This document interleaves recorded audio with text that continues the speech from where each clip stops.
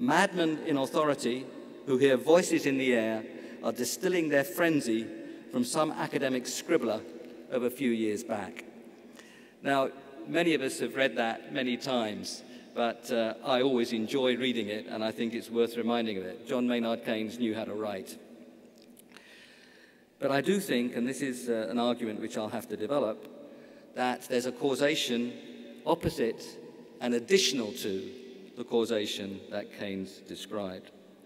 Now, I'll make that case by describing the sweep of economic policy from the Second World War.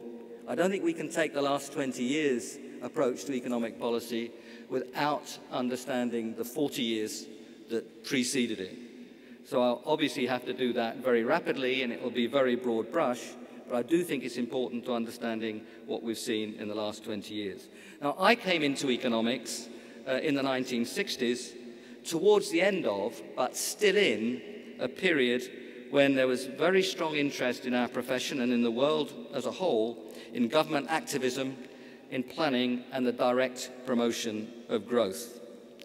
Looking back now, I think we were probably remiss as a profession then in not challenging the idea of government competence and government ability to deliver more strongly than we did at that time.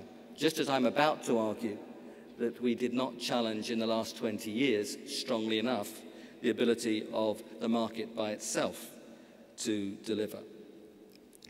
The process of argument that there was a chain of causation from politics to economics will be mostly by looking at the choice of models which we made, because the choice of models, of course, has a very strong, powerful effect on the conclusions that they generate.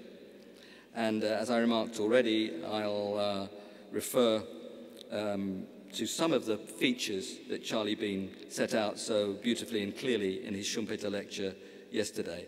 I'll say a word or two about teaching, and I'll say a little bit, this is more speculative, about the compartmentalization or balkanization of our subject and how that might have itself contributed to some of our difficulties.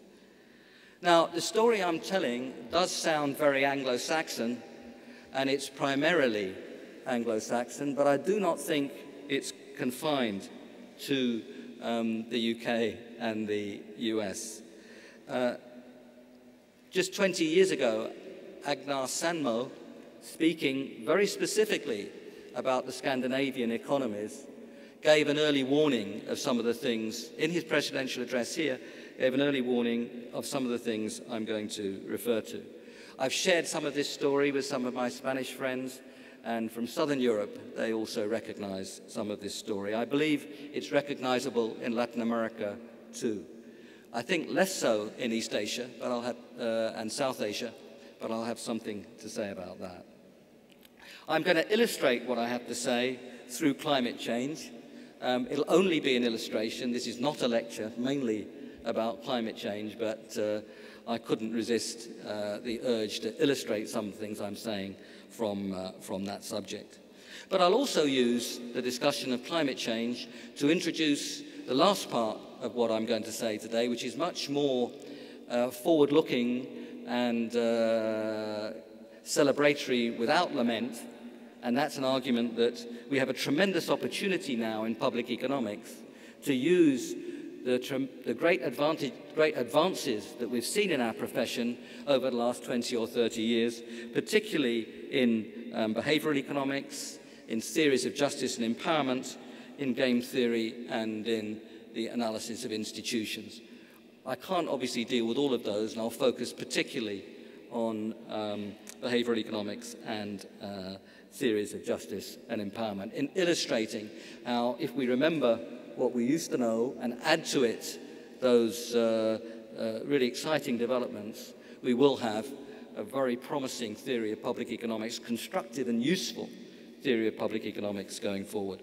So let me begin my story about bending to the political winds and start with the period 1940 to the 1980s, but thinking first of the period 1940 to the mid-40s to mid-60s.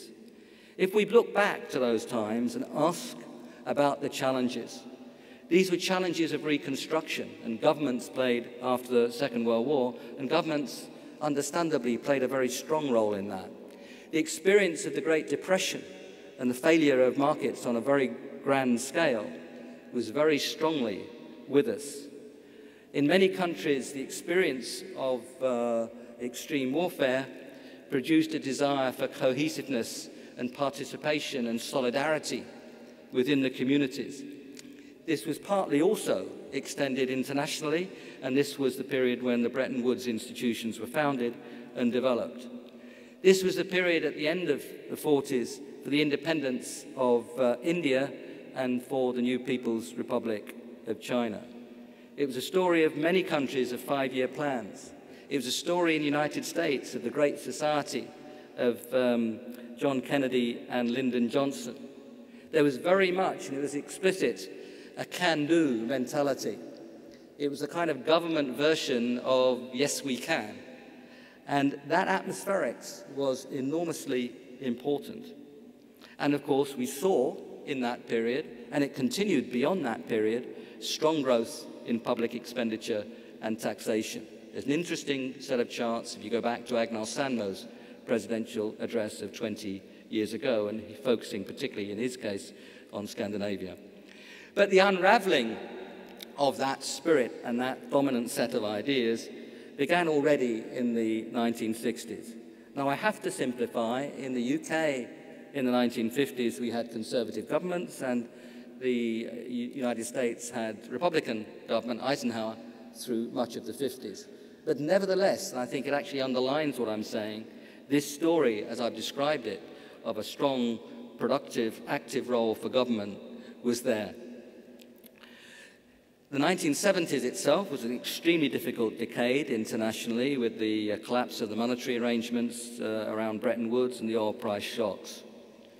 It was a very difficult time for India, with wars with China and Pakistan, the death of Nehru, the prime mover in the planning process. At the beginning of the 1960s, you saw the tragedy of the Great Leap Forward, surely the biggest mistake in economics or policy that's ever been made in terms of the number of deaths that resulted from it. The tragedy of the Great Leap Forward in China, immediately followed by the Cultural Revolution. Things changed very sharply around the world at that time. And we saw that manifested in the 1980s. First, Rajiv Gandhi, after the death of his brother, got involved in politics, became Prime Minister in 1984. Things started to change in India, and that accelerated at the beginning of the 1990s when Manmohan Singh became Finance Minister. Probably the greatest, just as the Great Leap Forward was the biggest mistake in economic history, probably the most important moment was in 1979 when Deng Xiaoping embraced the idea of initiative and the household responsibility system in agriculture, which led to the township and village enterprises and the quite phenomenal growth that we've seen in China. So you can see during the 60s it began to unravel, proceeded during the 70s, and we were ready for the big changes that the world saw in the 80s and 90s in attitudes to public policy. What was going on in the economics of public policy at that time? Now, I have to simplify because I'm doing broad brush, but let me talk about the public economics in the spirit of James Mead. I'll talk about median approach, spelt appropriately like James Mead. And there we had a flowering, a very fruitful flowering of political economy, particularly in the form of James Buchanan and those who were his collaborators.